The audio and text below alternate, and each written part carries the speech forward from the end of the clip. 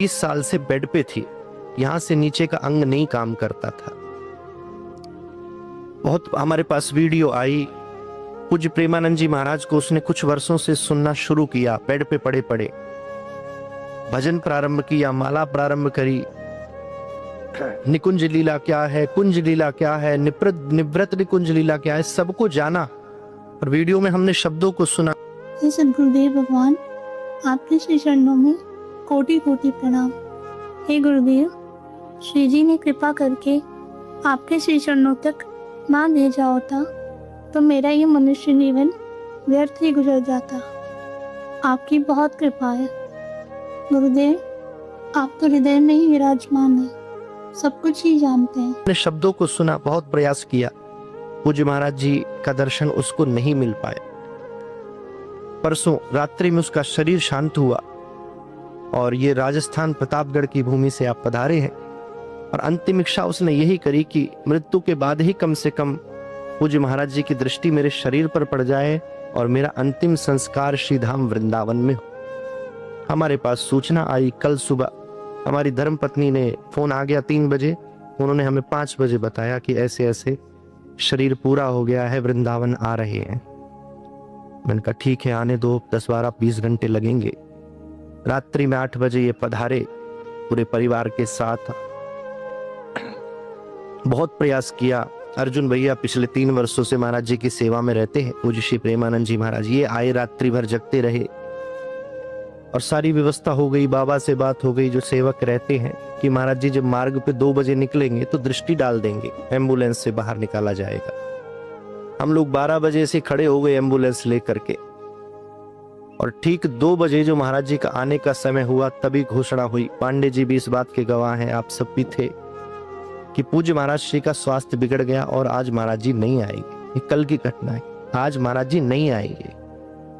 हमें विश्वास नहीं हुआ, हमने सोचा शायद भीड़ कम करने के लिए ऐसा हो रहा है। हम लोग और रुके, 2:30 बजे तक रुके, महाराज जी नहीं आए, सब श्रद्धालु लौट गए। फिर भी मन नहीं माना तो महाराज जी के निवास के बाहर हम पहुंचे, कृष्णा शरणम। तो वहां भी पट उस समय बंद किया जा रहा था, बार बार माइक पे घोषणा हो रही थी आप सब चले जाएं। एम्बुलेंस को वहीं खड़ा किया, मैंने कहा जब निकलेंगे जब देख लेंगे। उम्मीद सारी बंद हो गई। मैं वापस आया, इनका फोन आया थोड़ी देर के बाद कि हम कैली कुंज लेकर जा रहे हैं। मैंने कहा ठीक है ले जाओ। वहां ले गए तो महाराज जी वहां भी नहीं थे, क्योंकि महाराज जी बीमार हो गए, कैली कुंज भी नहीं पहुंचे। तो वहां से प्रसाद चुनरी आदि मिल गई। इनको कुछ संतुष्टि हुई, पर मुझे संतुष्टि नहीं हुई। आपका फोन आया कि काम हो गया, प्रसाद मिल गया, आशीर्वाद मिल गया, मुझे संतुष्टि नहीं हुई, क्योंकि उसका लक्ष्य कुछ और था बिटिया का, कि महाराज श्री की सन्निधि मिले, महाराज श्री की दृष्टि मिले। सारी उम्मीदों पे पानी फिरा और सुबह 6 बजे मोक्ष धाम यमुना जी की ओर एम्बुलेंस ने प्रस्थान किया, आज सुबह 6 बजे। और जैसे ही प्रस्थान किया, NRI ग्रीन के पास पूज्य महाराज श्री अपने 2-4 शिष्यों के साथ बिना भीड़ भाड़ के पैदल जाते हुए मिल गए। तुरंत आगे एम्बुलेंस लगाई, बिटिया के दिव्य दिवंगत पंच दिव्य शरीर को निकाला, महाराज श्री की दृष्टि पड़ी, चुनरी उस पर उड़ाई गई, आशीष दिया कि इसको किशोरी जी का धाम मिले। ये तो एक ऐसा कभी भैया हुआ ही नहीं।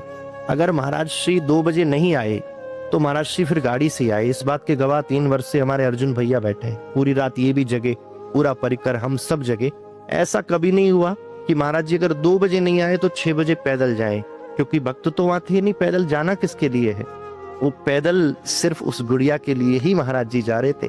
इससे पता चलता है कि कलयुग में भी भक्त का भगवान से, किशोरी जी से और गुरु से क्या संबंध हो सकता है। सारे नियमों को गुरुदेव ने बदला, ठाकुर जी ने सब नियम बदल दिए। इससे बड़ा प्रमाण अगर किसी को चाहिए इस धरातल पर कि भगवान है, किशोरी जी हैं, गुरु शिष्य का संबंध सच्चा है, तो इससे बड़ा साक्षात प्रमाण दूसरा कोई नहीं मिल सकता। तो पूरे नियम से वृंदावन धाम में ही उसको विदा किया।